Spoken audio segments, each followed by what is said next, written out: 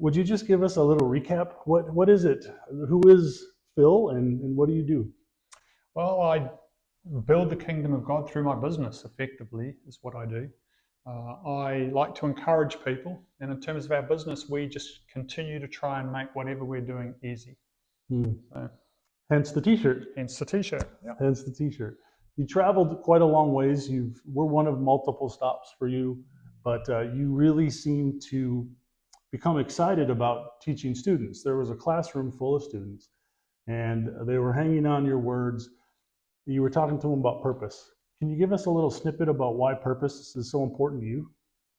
Oh man, it's just like it's the most exciting thing. Once you've found what your purpose is, it's just really what drives you. It's the most exciting part of my day, really. If you're purposeful about encouraging people, which is what I like to do, then when you see how that impacts somebody's life and they benefit from it, then nothing gives you a bigger buzz. When customers phone me who I've been encouraging for years to get their mortgage paid off, and they phone and say, Phil, we've just made our last payment, man, I get a bigger buzz out of that than getting the next sale. You know what I mean? It's awesome. Right. Yeah.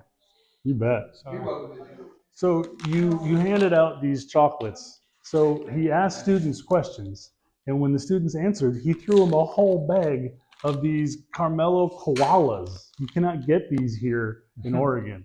Yeah. So that was a great play. But is this all the way from Australia? Yes. We have caramel koalas and caramel kangaroos, which I didn't bring, but these have been a huge hit here in the US, and I must be among the largest purchasers of them, I'm sure. Do you know what Cadbury makes for us here? I'm not sure, no. Eggs. All right, yeah, we have. You can buy the Cadbury egg. Eggs. I'm not aware of an animal the Cadbury makes for us, so I don't know if I want to eat it or just put it on a shelf. Yeah. I don't know. Well, what would you say your business is? Just a quick little bit. What is your business? What do you do for a living for work? So we have software that design and engineers cold form buildings, and we put that into a platform that empowers people to sell cold form steel buildings in an easy way. And it's the software that helps people design them and get the materials. So it takes them through a process of the software allows your customer to actually request a quote, and then it allows you to produce a quote which is engineered and accurate.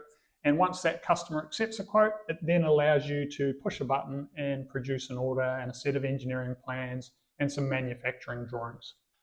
We had students here that were trying to determine their purpose and their future. And you asked a few students what is something they're proud of and what is something they're hopeful for the future, something they want to accomplish. And it was fascinating to me to listen to certain students say, I don't know what I'm proud of. I can't think of something, and I can't think of other students struggled with the question, what is your future? What is a future goal? But as the class went on, you saw students really share, I thought it was a really, really good question because it let them really discover. Some students talked about grades. Some students talked about something like to become a truck driver. Yeah, that was fantastic. Right? Yeah. And it just really let me see a little bit behind the curtain, per se.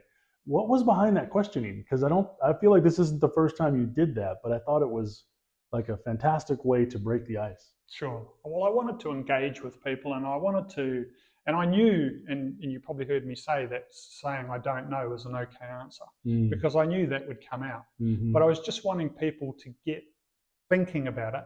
And I felt sorry for the very first person we asked because he's got to answer immediately, whereas the person on the other side of the room's got 10 minutes to think about it. Right. So, the truck driver guy was third in, which was awesome, right? So he nailed it, and he clearly loves that. But all it was to get them to think about, actually start thinking about it so that when I spoke later about how you can go about achieving purpose and the systems you can do for that then hopefully those things such as achieving more grades, they could then start to put in place something practical to actually achieve that. I loved it. I loved it. The last thing I'll say is when you said you have something that is an idea, you want to have a goal, but when you write it down, The percentage of being successful, reaching that goal goes up. Yep. When you tell somebody about it, you speak it to life, that percentage goes up. And then the last piece was what? Was to actually put some accountability around it. Yes, that's right. And that accountability can be through having somebody to have a specific accountability appointment, or it could be like I told the story of the marathon, actually booking to run the race, because now you're accountable to turn up and do it. How much time did you have until when you booked the marathon race to when you had to run? 6 months. Okay. Wow. But remember, I first decided I wanted to run one 8 years earlier, but it wasn't until I wrote it down, I was able to do it within 12 months. So for 7 years, all it was something I was thinking I'd like to do. Great example. So, yeah. Thanks for joining us at Train to Reign. You were a huge blessing. You definitely helped people, and you made a difference. Yeah. So thank you very much. You guys are God awesome. bless you. Okay.